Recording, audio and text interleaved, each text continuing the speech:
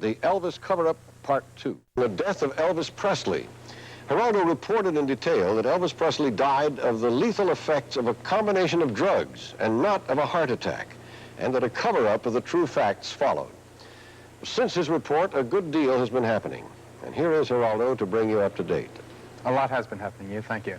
After doing absolutely nothing about the death of Elvis Presley for more than 2 years, the various law enforcement agencies have finally begun moving against some of the people who may have been responsible for giving him the prescription medicine that first destroyed his world, then killed him. Here are the developments. Item. In Los Angeles, Max Shapiro, the dentist known as Dr. Feelgood, may soon be facing the authorities. The California Board of Medical Examiners has informed us it's considering the initiation of a formal field investigation. Item. A highly placed source within Baptist Hospital confirmed Elvis Presley died from a condition known as polypharmacy. He died from an accidental overdose of prescription medicine, legal medicine prescribed by licensed doctors. Item. Dr. George Nichopoulos, the man who supplied Elvis with drugs during the last years of his life, is now facing the possible loss of his medical license. Item. He is also the target of a joint federal, state, and local task force. Teams of investigators are examining the records of all 400 drugstores in the Memphis area. They've already found that Dr. Nick prescribed more than 25 narcotic pills to Elvis each day for the last 7 months of his life. Item. Just yesterday, the Attorney General of Tennessee, William Leach, announced he would do whatever is necessary in conducting a thorough investigation into Elvis Presley's death. General Leach said something else, something that distressed a lot of people. He refused to rule out the possibility of exhuming the body from its grave. That is totally unnecessary. All the state and federal officials finally investigating the death need to do is subpoena the original autopsy. It contains the truth about Elvis Presley's death, and it contains more than enough information to send at least one doctor to jail. Elvis Presley shared a problem in common with millions of other well-to-do Americans. He was a medical drug addict, maintained in his drug habit by unscrupulous doctors. Doctors who apparently cared more for his business and his friendship than they did for his health or his well-being. Principal among the licensed professionals who prescribed for Elvis what he wanted, whenever he wanted it, was Dr. George Nichopoulos of Memphis, Tennessee. The criminal investigation currently pending against him bears the code name Operation Dr. Nick. But you deny that you prescribed large amounts of narcotics to Elvis Presley in the last year of his life. To wit, over 5,000 Schedule II narcotics and amphetamines.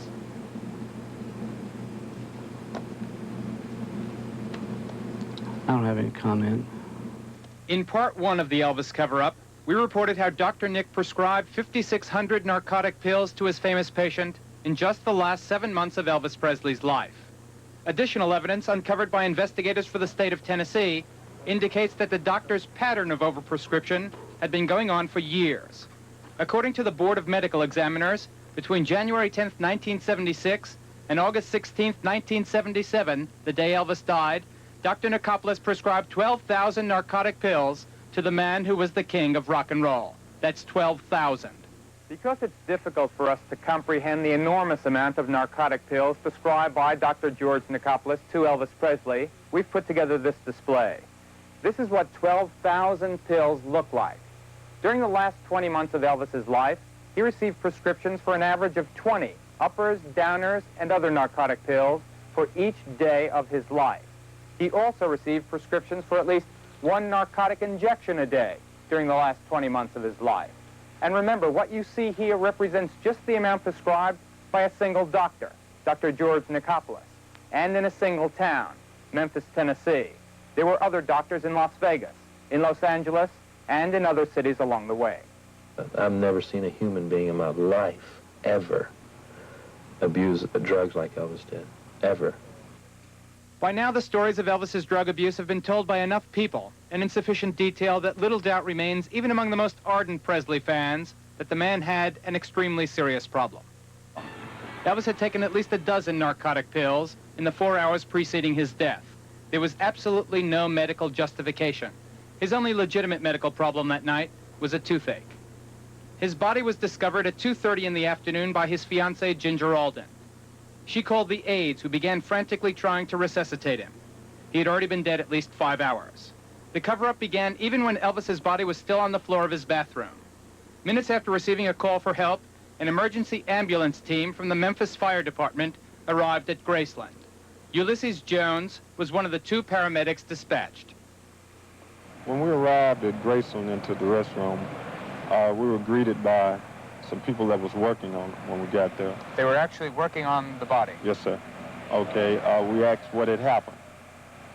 Like I said, one of the fellows, a tall, dark-haired fellow, the mustache, turned to us and said that he had apparently OD'd. That Elvis had apparently OD'd. Oh, yes, sir. And what did you take that to mean? That he had overdosed. Then what happened? Okay, we asked for the medication, if he was on any type of medication. They told us yes, and he told us that his doctor was coming and his doctor would help him. Just as we got ready to pull off, that's when Dr. Nicholas Nicopolis arrived. Did you ever get the medication you had asked for? No, sir. So the aide, who clearly believed Elvis had overdosed, told Mr. Jones that Dr. Nick would collect the medication Elvis had been taking. It's clear from a review of the Memphis Police Department records that Dr. Nick never turned over anything, and in fact told the police virtually nothing about Elvis's drug problem. Quite the contrary. The records indicate Dr. Nick made false statements to the police. He told them that Elvis had taken some medication, 2 Valiums and 1 other pill, in the hours preceding the death. From the testimony of the eyewitnesses, from the analysis of Elvis's blood and body, and from the list of drugs dispensed the day before he died, we know now Dr. Nick's statements were false. After the body was taken to Baptist Hospital, Dan Warlick, an investigator for the medical examiner's office, went to the Presley estate. His first stop was the bedroom suite, which Warlick discovered to his displeasure had been totally cleaned up, with the exception of an empty syringe cartridge. In the bathroom, Warlick found another syringe and a black doctor's bag, but the bag was empty. We're uncertain of what happened to whatever medication was kept in the bathroom, but we do have certain circumstantial facts. We know now, for instance, that Dr. Nicopolis returned to the bathroom after the body had been removed. And this advertisement appeared in a Memphis newspaper shortly after our first program on this subject aired last September. Someone was offering one of Elvis's last prescription bottles for sale. A check of the record shows the prescription was issued the day before Elvis died. We've spoken with the people who placed that ad. Their names are Randy and Amy McCord of Memphis. They refused to appear on camera and also refused to permit us to photograph the empty bottle. Amy McCord has told the district attorney that the bottle had been given to her by Elaine Nicopolis, Dr. Nick's daughter. The McCords told us that Miss Nicopolis removed the bottle from her father's medical bag shortly after Elvis died. The McCords have offered it for sale for $1,000. Dr. Nicopolis was at least less than candid with Dan Warlick, the investigator from the medical examiner's office.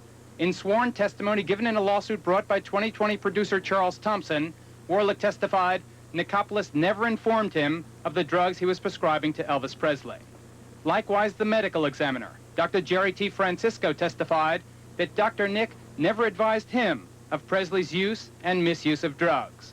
Nor did Nicopolis ever inform any of the doctors who were performing the autopsy. The net effect of his omissions, leading everyone away from the fact of Elvis Presley's drug addiction and from his own conduct in prescribing those drugs. And there's more about a death certificate. ABC News has learned that there was a second death certificate involved in the Elvis Presley case. Just 2 weeks after Elvis died, but almost 2 months before the autopsy on his body was completed, his doctor, Dr. Nicopolis, attempted to bypass the work being done by the autopsy team at the Baptist Memorial Hospital. Dr. Nick filed his own version of the death certificate, and it was apparently an attempt by Dr. Nick to ensure that whatever the final autopsy results revealed, the cause of death would not be listed as drug abuse. This is a copy of the death certificate submitted by Dr. Nicopolis, while this is the actual death certificate submitted 2 months later by Dr. Jerry T. Francisco. On Tuesday, the 18th of October, 1977, at about 2 in the afternoon, there was a meeting at Graceland. The doctors who had performed the autopsy presented the 40-page report to Elvis's father, Vernon Presley. Attending the meeting were Dr. Eric Muirhead, Chief of Pathology at Baptist Hospital, Dr. Harold Sexton, his assistant, Maurice Elliott, Vice President of the hospital, Dr. Jerry T. Francisco, the Shelby County Medical Examiner, Mrs. Robert Koch, Elvis's personal nurse and longtime friend, and Sandy Miller, Vernon's fiancée. Dr. Muirhead presided. ABC News has learned that Dr. Muirhead informed Mr. Presley that his son died from the interaction of the drugs in his system. According to sworn testimony given by Maurice Elliott, Dr. Francisco at the time stated he was in general agreement with that conclusion. But 3 days later, Dr. Francisco would tell the world a much different story.